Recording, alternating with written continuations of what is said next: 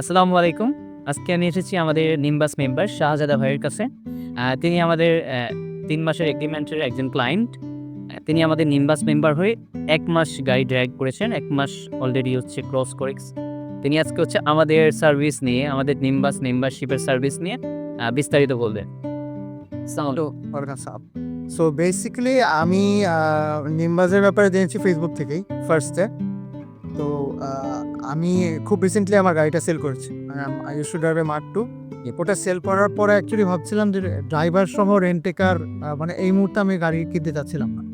তো ড্রাইভার সহ রেন্ট এ কার নেওয়াটা একটা হ্যাসেল, প্রাইভেসি ইস্যুও মনে করি। হ্যাঁ, অবশ্যই। তার বাইরে আমি নিজে ড্রাইভ করতে পছন্দ করি। তো সবগুলো ইস্যু থেকে আসলে ড্রাইভারলেস কার বাংলাদেশে তো আমার জানা মতে ইনস্টিটিউশনালি পাওয়া যায় না।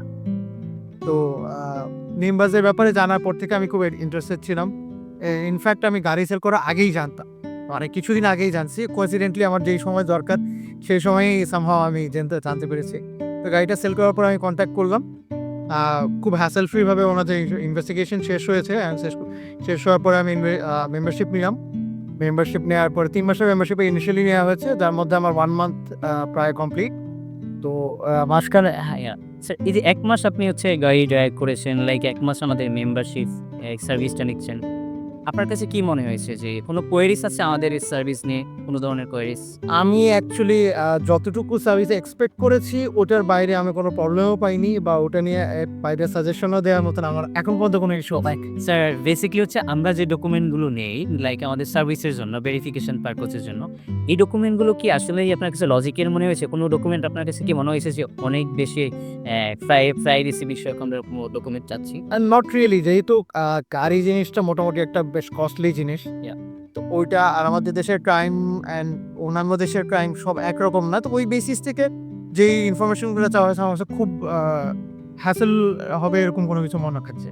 স্যার আরেকটা কোয়েশ্চেন, ট্র্যাডিশনাল যে রেন্ট টেকার আছে, ওনাদের যে প্রাইসিং পলিসিটা আছে, এর সাথে আমাদের প্রাইসিং পলিসিটা যদি আপনি কম্পেয়ার করেন, আমাদের প্রাইসিং পলিসিটা আপনার কাছে কিরকম মনে হয়? প্রাইসিং ট্র্যাডিশনাল রেন্টেকার থেকে যদি আমি মান্থলি বেসিসে ধরি তাহলে সামান্য, খুবই সামান্য একটু ১৯-২০ হবে। আপনাদেরটা একটু বেশি হবে, বাট সেটার সাথে আমি হ্যাঁ, সেলফ ড্রিভেন পাচ্ছি, প্লাস মেইনটেন্যান্স এর একটা গ্যারান্টি পাচ্ছি। তো এইসব দিক দিয়ে বিবেচনা করে আমার কাছে ফেয়ারই রেখেছি। আচ্ছা। থ্যাংক ইউ স্যার, দিনবাস মেম্বার হওয়ার জন্য।